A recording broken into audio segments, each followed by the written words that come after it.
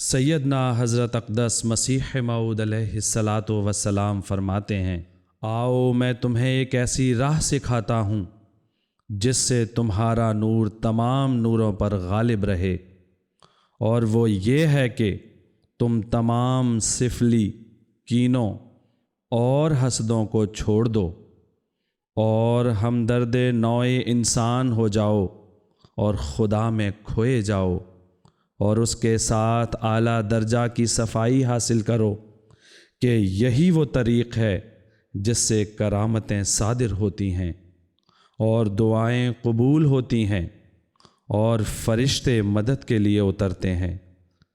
مگر یہ ایک دن کا کام نہیں، ترقی کرو، ترقی کرو۔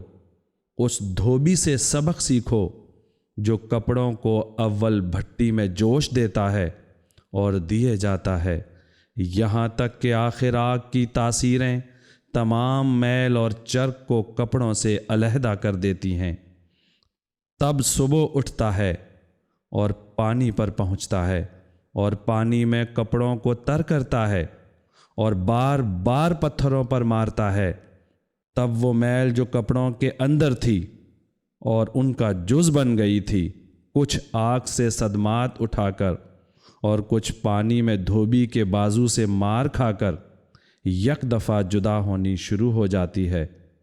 یہاں تک کہ کپڑے ایسے سفید ہو جاتے ہیں جیسے ابتدا میں تھے۔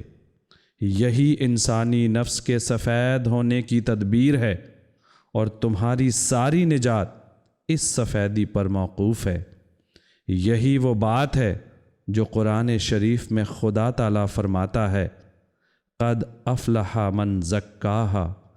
یعنی وہ نفس نجات پا گیا جو طرح طرح کے میلوں اور چرکوں سے پاک کیا گیا۔